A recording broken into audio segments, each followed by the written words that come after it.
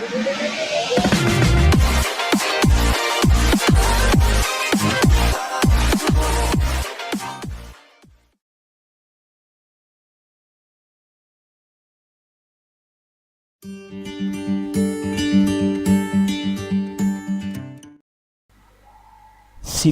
کے حصار میں عامر اور راشیل جب اسفیرہ کے باہر کھلے میدان میں پہنچے تو انہوں نے دیکھا میدان میں جہاں تک نگاہ کام کرتی تھی خیمے نصب تھے، وہ جدھر جدھر سے گزرے تھے مسلمان بستیاں اجڑی اور ویران پڑی تھی۔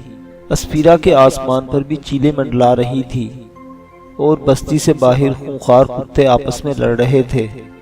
بستیوں میں قتل عام کی وجہ سے تعفن پھیل جانے کے باعث شاید یوراکا نے اپنے لشکر کے ساتھ کھلے میدان میں خیموں کے اندر قیام کیا تھا۔ سورج جب غروب ہو رہا تھا تو عامر اور راشیل ان خیموں کے شہر میں داخل ہوئے۔ 3 سپاہی ان کے آگے اور 4 پیچھے تھے۔ سرخ چمڑے کے ایک بڑے خیمے کے سامنے سپاہیوں نے اپنے گھوڑوں کو روک لیا۔ عامر اور راشیل نے بھی اپنے گھوڑوں کی باگیں کھینچ لیں۔ ایک سپاہی اپنے گھوڑے کو چھوڑ کر سرخ چمڑے کے اس خیمے میں داخل ہو گیا۔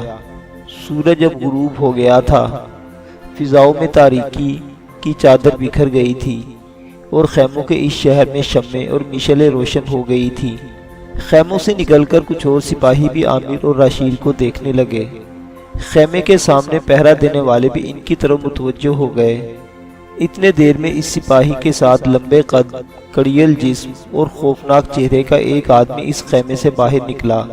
وہ یوراکا تھا، تیتوس کا چھوٹا بھائی، راشیل کا منسوب اور لشکر کا سالار۔ وہ بھاگ کر آگے بڑھا اور راشیل کے کندھوں پر ہاتھ رکھ کر اس نے پوچھا، تم کہاں چلی گئی تھی؟ میں نے کئی بار اپنا آدمی بھیج کر تمہارے باپ سے رابطہ قائم کیا۔ کچھ عرصہ تو وہ ہمیں یہ کہہ کر ٹالتا رہا کہ ابھی راشیل شادی پر رضامند نہیں ہے۔ اس حالت میں اس نے 2.5 برس گزار دیے۔ پھر اس نے صاف کہہ دیا کہ راشیل مجھے بتائے بغیر ہی کہیں چلی گئی ہے۔ کہاں رہی ہو تم؟ راشیل نے مصنوعی خوشی کا اظہار کرتے ہوئے کہا، میرا باپ سے جھگڑا ہو گیا تھا تو تم سیدھی میرے پاس حریم میں چلی آتی، ہم دونوں شادی کر لیتے۔ راسو شمرا تو مسلمانوں کا شہر ہے، تمہیں وہاں جاتے ہوئے خوف نہیں لگتا؟ راشیل نے نہایت آہستگی سے اپنا ہاتھ چھڑاتے ہوئے کہا، میں راسو شمرا اکثر جاتی رہتی ہوں، مجھے آج تک کسی نے کچھ نہیں کہا۔ راشیل سے ہٹ کر یوراکا نے عامر کی طرف دیکھتے ہوئے راشیل سے پوچھا، مجھے بتایا گیا ہے کہ یہ تمہارا محافظ مسلمان ہے۔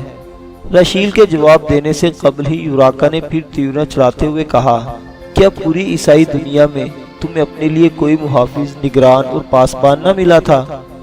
ایک عیسائی اور مسلمان، تم دونوں کا جیسا اتحاد، ہم ان کی بربادی کا در پہ ہیں اور تم انہیں اپنا محافظ بنا رہی ہو۔ عامر خاموش کھڑا یوراکا کی باتیں سنتا رہا۔ اس نے ایسی چپ سادھ لی تھی جیسے اس کے منہ میں زبان نہ ہو، گویا اس کی سماعت کام ہی نہ کرتی ہو۔ یوراکا پیچھے ہٹا اور دوبارہ اس نے راشیل کا ہاتھ پکڑتے ہوئے کہا، آؤ میرے خیمے میں۔ راشیل نے اس بار خود پیار سے یوراکا کا ہاتھ کندھے پر رکھتے ہوئے کہا، میرا محافظ بھی میرے ساتھ رہے گا۔ یوراکا نے خفگی سے کہا، لیکن کیوں؟ راشیل نے یوراکا کا ہاتھ ہلکے سے دباتے ہوئے کہا، یہ اس وقت تک میرے ساتھ رہے گا جب تک میری آپ سے شادی نہیں ہو جاتی۔ یوراکا نے اس بار مسکراتے ہوئے کہا، شادی کا کیا ہے، میں ابھی تم سے کر لیتا ہوں اور تمہارے اس محافظ کو فارغ کر کے رخصت کر دیتا ہوں۔ راشیل نے ایک اور رکاوٹ کھڑی کرتے ہوئے کہا، میں یہاں جنگل میں شادی نہ کروں گی، یہ شادی انطاکیہ میں ہوگی۔ ہاں ایک صورت ہے، اگر آپ میرے ماں باپ کو یہاں بلا لیں تو میں آپ سے شادی کر لوں گی۔ یوراکا نے ہلکا اور دبا دبا سا قہقہہ لگاتے ہوئے کہا، میں آج اور ابھی کسی کو انطاکیہ بھیجتا ہوں، وہ تمہارے ماں باپ کو لے آئے گا اور ان کی موجودگی میں ہماری شادی ہو جائے گی۔ اب آؤ خیمے میں چل کر بیٹھتے ہیں۔ راشیل نے پھر عامر کی طرف اشارہ کرتے ہوئے پوچھا، میرا محافظ کہاں رہے گا؟ میں جانتی ہوں آپ اسے اہمیت نہیں دے رہے ہیں، لیکن یہ انکشاف آپ کے لیے تعجب خیز ہوگا کہ اس نے کئی بار میری عفت اور جان کی حفاظت کی ہے۔ یوراکا نے تھوڑی دیر رک کر کچھ سوچا، پھر اس نے کوئی فیصلہ کرتے ہوئے کہا، جب تک میری اور تمہاری شادی نہیں ہو جاتی میرے خیمے کی دائیں طرف جو خیمہ ہے وہ تمہارا ہوگا، اس سے بھی جو دائیں طرف ہے وہ تمہارے محافظ کا ہوگا۔ خیمے کی طرف بڑھتے بڑھتے یوراکا رک گیا اور خیمے کے سامنے پہرا دینے والوں میں سے 2 کو کھانا لانے کا کہا۔ ساتھ ہی اس نے مڑ کر عامر سے کہا، تم اس خیمے میں چلے جاؤ، وہاں تمہیں ضرورت کی ہر چیز ملے گی۔ عامر اس خیمے کی طرف چلا گیا جو اس کے لیے مخصوص کیا گیا تھا۔ اپنے گھوڑے کو اس نے خیمے کے تناب سے باندھ دیا اور خود خیمے کے اندر چلا گیا۔ خیمے میں پلنگ، گدے دار نشستیں، حریری پردے اور ضرورت کا ہر سامان مہیا تھا۔ لگتا تھا یوراکا نے مسلمان بستیوں سے سامان نکال کر اپنے خیموں میں سجا لیا ہے۔ عامر مسہری پر بیٹھ گیا اور گہری سوچوں میں کھو گیا۔ لگتا تھا وہ وہاں سے اپنی اور راشیل کی رہائی کے متعلق سوچنے لگا ہو۔ راشیل جب یوراکا کے ساتھ سرخ خیمے میں داخل ہوئی تو اس نے دیکھا خیمہ ایسا ہی تکلفات سے آراستہ تھا جیسے وہ خیمہ نہیں، کسی شاہی قصر کا کوئی طلسمی خوابگاہ ہو۔ اندر انگوری پردے، ریشمی چوغے اور اطلسی قبائیں لٹک رہی تھی۔ یوراکا پلنگ کے سامنے ایک گدے دار نشست پر بیٹھ گیا اور راشیل کا ہاتھ پکڑ کر اپنے ساتھ بٹھا لیا۔ راشیل ظاہری طور پر ٹھیک نظر آتی تھی، لیکن یوراکا کی صحبت اور باطنی طور پر اس کا بدن خستہ، طبیعت برہم اور اس کی روح پر جان کنی کا عالم طاری ہو رہا تھا۔ یوراکا کی مجہول اور حکیم گفتگو اور حرکات اسے سراب اور وہموں میں گھسیٹ رہی تھی۔ یوراکا نے پھر اپنا بازو راشیل کے کندھے پر رکھتے ہوئے کہا، میں باہر سپاہیوں کی موجودگی میں کھل کر تم سے بات نہیں کر سکا۔ میں نے تمہاری یہ بات مان لی ہے کہ تمہاری شادی مجھ سے تمہارے باپ کے آنے پر ہوگی۔ اس دوران تمہاری حیثیت نہایت اہم اور معزز مہمان کی ہوگی اور تم ساتھ والے خیمے میں رہو گی جہاں تمہاری ہر آسائش کا خیال رکھا جائے گا۔ لیکن تم بھی میری ایک بات مانو، اپنے اس محافظ کو واپس بھیج دو۔ اس سے کہو جہاں سے آیا ہے وہیں واپس چلا جائے۔ میرے لشکر کے جوانوں کو جب یہ خبر ہوگی کہ میری ہونے والی بیوی کا محافظ ایک مسلمان ہے تو لشکر میں میری سخت خفت اور رسوائی ہوگی، اور پھر یہ بھی ممکن ہے کہ کوئی انتہا پسند اسے قتل کر دے۔ اگر تم یہ سب برداشت کر سکتی ہو تو اسے یہاں رہنے دو، مجھے کوئی اعتراض اور گرفت نہیں۔ راشیل بیچاری عامر کی طرف سے فکر مند ہو گئی۔ وہ یہ بھی جانتی تھی کہ اگر عامر یہاں سے چلا گیا تو وہ یوراکا کے جہنم سے کبھی نہ نکل سکے گی اور عامر سے پھر ملنے کی ساری امیدیں ختم ہو جائیں گی۔ تاہم وہ عامر کی سلامتی کو ہر چیز پر مقدم جان کر کوئی اہم فیصلہ کر چکی تھی۔ پھر اس نے اپنے شبنمی اور سوسنی ہونٹوں پر گہری اور جان لیوا مسکراہٹ لاتے ہوئے کہا، مجھے آپ کی عزت اور وقار دنیا کی ہر شے پر مقدم ہے۔ میں اس سے کہہ دوں گی کہ وہ واپس چلا جائے، اب مجھے اس کی ضرورت نہیں، اس لیے کہ میں اپنی منزل پر پہنچ گئی ہوں۔ یوراکا کے چہرے پر طمانینت پھیل گئی۔ وہ کچھ کہنا چاہتا تھا کہ کھانا آ گیا۔ یوراکا نے مسکرا کر کہا، کھانا آ گیا ہے، تمہارے محافظ کی طرف بھی کھانا چلا گیا ہوگا۔ اب تم کھانا کھاؤ اور اپنے محافظ سے جا کر کہہ دو کہ وہ صبح اندھیرے منہ یہاں سے چلا جائے تاکہ میرے کسی لشکری کی نگاہ اس پر نہ پڑے۔ میں ایک سالار کو بلا کر کہتا ہوں کہ اس کی روانگی کا انتظام کرا دے۔ کھانا لانے والے کھانے کے برتن رکھ کر جب واپس جانے لگے تو یوراکا نے ان میں سے ایک کو روکتے ہوئے کہا، میرے محافظ دستے کے سالار سے کہو کہ وہ کھانے کے بعد میری دائیں طرف والے خیمے میں جو راشیل کے لیے مخصوص کیا گیا ہے میرا انتظار کرے۔ میں اسے راشیل کے محافظ کی روانگی کے متعلق ہدایات دوں گا۔ وہ محافظ باہر نکل گئے۔ یوراکا اور راشیل دونوں کھانا کھانے لگے۔ جب محافظ خالی برتن اٹھا کر لے گئے تو یوراکا نے اٹھتے ہوئے کہا، تم تھوڑی دیر بیٹھو راشیل، میں ابھی آتا ہوں، اس کے بعد تم اپنے خیمے میں جا کر آرام کرنا۔ راشیل فکر مند ہو گئی۔ اس کے ذہن پر تفکرات کے ہجوم آئے۔ اس کے ذہن کے نہا خانوں اور دل کی گہرائیوں میں ایک ہی سوال ابھر رہا تھا، یوراکا عامر کی روانگی کے متعلق کیا اور کیسے احکام دینا چاہتا ہے۔ باہر اب تاریکی چھا گئی تھی اور رات کے دوش پر سرد برفیلی ہواؤں کے جھکڑ چل رہے تھے۔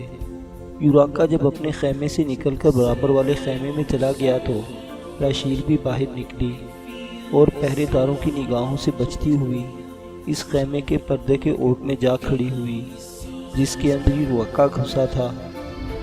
اتنے میں اس کے کانوں سے کسی کی آواز ٹکرائی، آپ نے مجھے بلایا ہے؟ جواب میں یوراکا کی آواز سنائی دی، ہاں میں نے ایک ضروری اور اہم کام سے بلایا ہے۔ تمہاری اطلاع کے لیے یہ ہے کہ میری منگیتر راشیل جو اپنے ماموں کے ہاں راسو شمرا چلی گئی تھی میرے پاس آ گئی ہے اور اس وقت وہ میرے خیمے میں بیٹھی ہوئی ہے۔ اس کے ساتھ ایک محافظ میرے لیے تکلیف دہ ہے، اس لیے کہ وہ مسلمان ہے اور مسلمان بھی وہ ایسا ویسا نہیں لگتا۔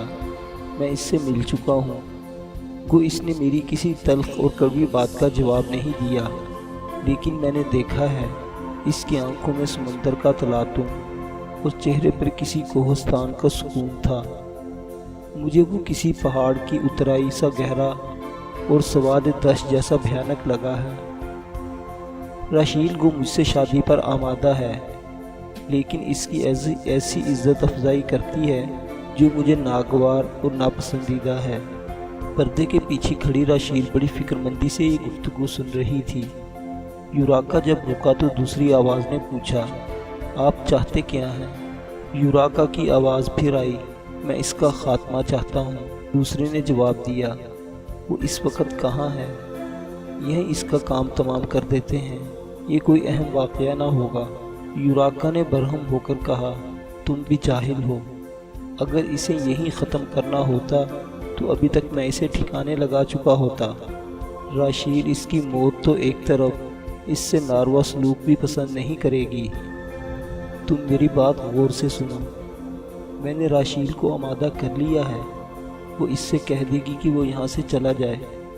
کل صبح اندھیرے میں وہ یہاں سے روانہ ہوگا۔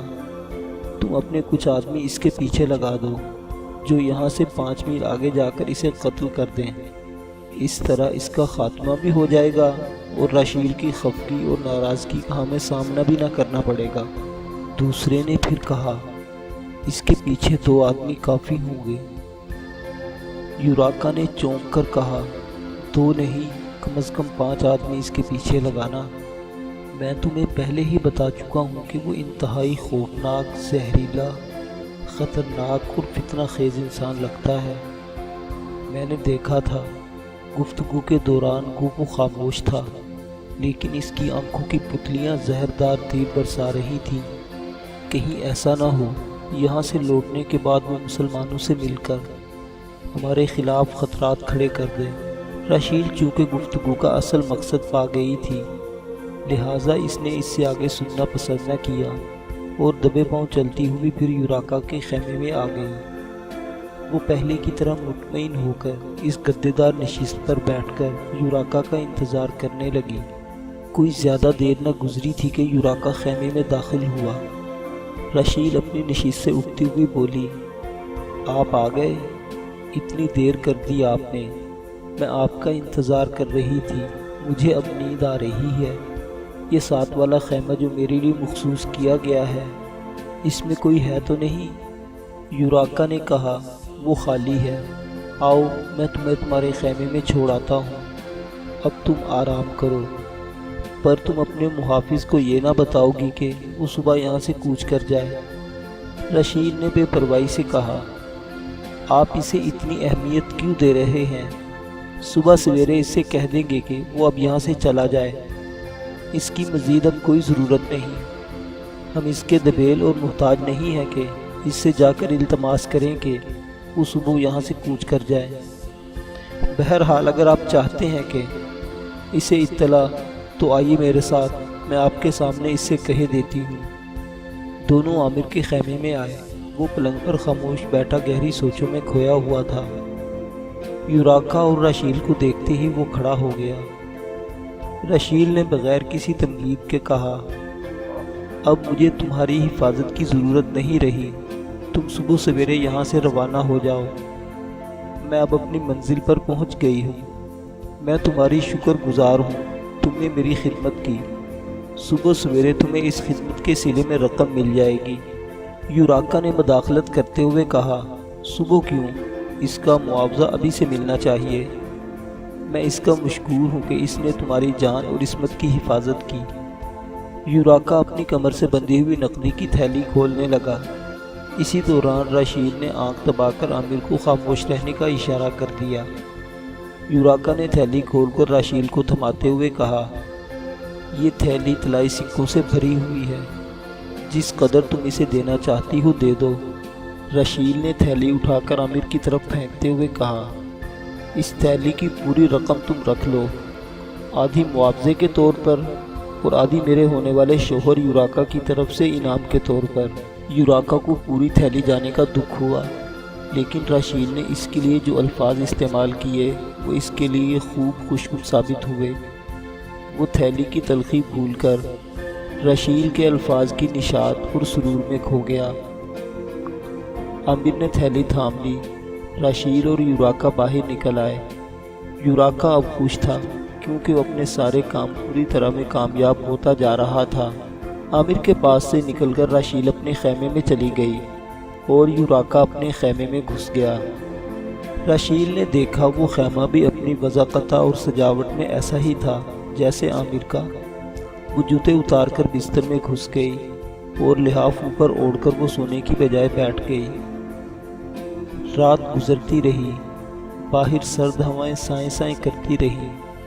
کبھی کبھی تباہ حال بستی اسفیرا کی طرف سے گیدڑوں کی چیخیں چلانے کی آواز سنائی دے جاتی تھی۔ ہوا کا کوئی تیز و سرکش جھونکا خیمے کے پردوں پر پھڑپھڑاہٹ پیدا کر دیتا تھا۔ اس کے علاوہ ہر طرف سکوت تھا۔ راشیل وہیں بیٹھ کر انتظار کرتی رہی حتیٰ کہ رات آدھی کے قریب گزر گئی۔ راشیل لحاف سے نکل کر باہر آئی۔ اس نے پاؤں میں جوتے نہ پہنے تھے، بات تھا ان کی چاپ سے کوئی مستعد ہو جائے۔ اس نے خیمے سے باہر نکل کر دیکھا، یوراکا کے محافظ خیمے سے باہر آگ کا الاؤ روشن کیے بیٹھے تھے۔ ان کی تعداد 4 تھی۔ راشیل پنجوں کے بل چلتی ہوئی عامر کے خیمے کے پاس آئی اور پردہ اٹھا کر اندر داخل ہو گئی۔ اس نے دیکھا خیمے میں گہری تاریکی چھائی ہوئی تھی، شاید عامر نے مشعل بجھا دی تھی۔ راشیل ابھی 2 قدم آگے بڑھی تھی کہ اسے عامر کی آواز سنائی دی، آ جاؤ، آ جاؤ، بے خوف ہو کر آ جاؤ۔ راشیل آگے بڑھی اور عامر کے سامنے دوسری نشست پر بیٹھتے ہی ہوئے حیرانی سے پوچھا، آپ جاگ رہے ہیں؟ عامر نے اپنے جسم پر لحاف درست کرتے ہوئے کہا، اس قدر دشمنوں کے درمیان مجھے نیند کیوں کرا سکتی ہے؟ اور پھر شام کے وقت تمہارا مجھے رخصت کرنا اور یوراکا کا تھیلی دینے کے علاوہ تمہاری آنکھ کا اشارہ مجھے بہت کچھ سمجھا گیا تھا۔ راشیل نے مدھم سرگوشی کرتے ہوئے کہا، آہستہ بولیے اور میری بات سنیے۔ کل جب آپ یہاں سے روانہ ہوں گے تو یوراکا آپ کے پیچھے 5 آدمی لگا دے گا جو یہاں سے 5 میل باہر نکل کر آپ پر حملہ آور ہوں گے۔ یوراکا آپ کو ختم کرانا چاہتا ہے۔ آپ محتاط رہیے۔ یہاں سے نکلنے کے بعد ہی اپنا گھوڑا ایسا سر پر دوڑائیے کہ وہ آپ کی گرد بھی نہ پا سکیں۔ عامر نے سرگوشی کرتے ہوئے کہا، کیا میرے لیے یہ بات باعث شرم نہیں کہ میں تمہیں یہاں چھوڑ کر چلا جاؤں؟ میں جب بھی گیا تمہیں ساتھ لے کر جاؤں گا۔ راشیل نے اپنی آواز میں زور اور دباؤ پیدا کرتے ہوئے کہا، آپ جذباتی نہ ہوں، میں یہاں محفوظ ہوں۔ اگر آپ نہ بھی گئے تو یوراکا آپ کو کسی نہ کسی بہانے ختم کرنے کی کوشش کر لے گا، اور پھر یہاں سے جانے کے بعد آپ میری رہائی کے لیے تنگ و دو کر سکتے ہیں۔ اور پھر دمشق سے آنے والا لشکر ہے، اگر آپ نہ گئے تو اس کی آمد بیکار ہو جائے گی۔ اگر آپ چلے جائیں تو آپ آنے والے لشکر سے بہت سے کام لے سکتے ہیں۔ میں کسی نہ کسی طریقے سے یوراکا کی گرفت سے بھاگنے کی کوشش کروں گی۔ راشیل جب رکی تو عامر نے کہا، راشیل، میں تمہارا مشکور ہوں، تم نے مجھے یہ اطلاع دے کر میری جان بچائی۔ راشیل نے جذبات سے مغلوب آواز میں کہا، خدا کے لیے مجھے یہ احساس نہ دلائیے کہ میں آپ پر کوئی احسان کیا ہے۔ کیا یہ سب میرے فرائض میں شامل نہیں ہیں؟ ماموں، ماں اور عمیر سے ہم کو اطمینان دلائیے کہ رشیل ایک روز ضرور ان کے پاس آئے گی۔ امیر نے فکر مند ہو کر کہا، لیکن میں تمہارے ماموں کو کیا جواب دوں گا؟ رشیل نے روتی اور بکھرتی ہوئی آواز میں کہا، میرے ماموں سے کہیے گا کہ رشیل ایک روز اس کے پاس آئے گی، اور اگر نہ آ سکی تو یہ سمجھ کر صبر اور شکر کر لیں کہ رشیل نے اپنے مذہب کی سربلندی اور مسلم قوم کی بہتری اور بھلائی کی خاطر اپنی جان اور جسم کی قربانی دی۔ عامر نے پھر بیچ میں بولتے ہوئے کہا، لیکن رشیل نے عامر کی بات کاٹتے ہوئے کہا، میں اب اس موضوع پر کچھ نہ سنوں گی۔ اگر آپ نے یہاں جانے سے انکار کر دیا تو کل دن کے وقت رشیل اپنے خیمے میں مردہ پائیں گے۔ آپ کا یہاں سے چلا جانا ہی آپ کے لیے بہتر ہے، بلکہ وہ مسلمان جو یہاں سے بھاگ گئے ہیں، ان کی بھلائی اور فلاح کی امیدیں بھی آپ سے وابستہ ہیں۔ آپ خدا کی رحمت سے مایوس نہ ہوں، وہ میرے لیے بھی کوئی سبب پیدا کر دے گا۔ عامر رشیل سے کچھ کہنا چاہتا تھا کہ رشیل اٹھی اور خیمے سے باہر نکل گئی۔